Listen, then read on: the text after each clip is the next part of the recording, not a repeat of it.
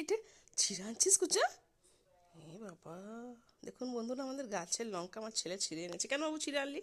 এইটা তো লাল। আচ্ছা, আবার কি এনেছিস তুই?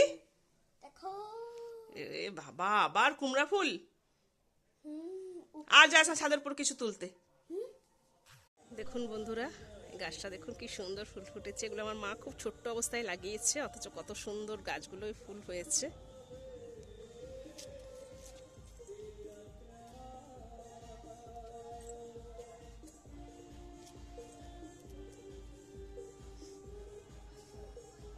Hi guys, welcome to back to my channel.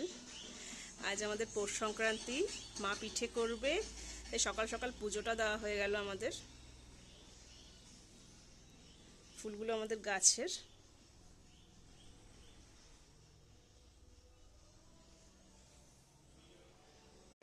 দেখুন আমার বন্ধুরা, আমার বাহার ছেলে কোথা থেকে একটা প্রসাদ খেয়ে খেয়ে আসছে।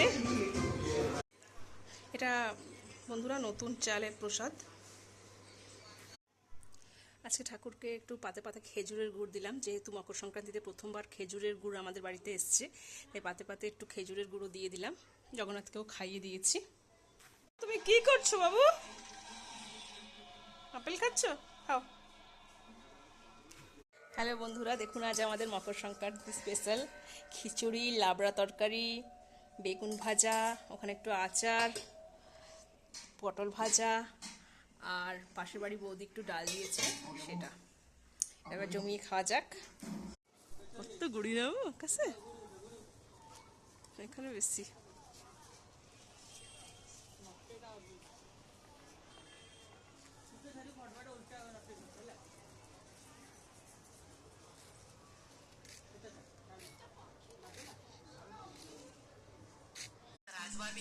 এটা হচ্ছে আমাদের উড়িষ্যার একটা বিখ্যাত পিঠে। এটা আমাদের নিচের ভাড়াটে বাড়িতে দিয়ে গেছে। আর এটা হচ্ছে পুলি পিঠে। বৌদির বাড়ি থেকে আবার পায়েসও দিয়ে গেল। মা এইসব পিঠে করলো এখন, পাটিসাপটা পিঠে, খেজুর গুড়ের পাটিসাপটা পিঠে।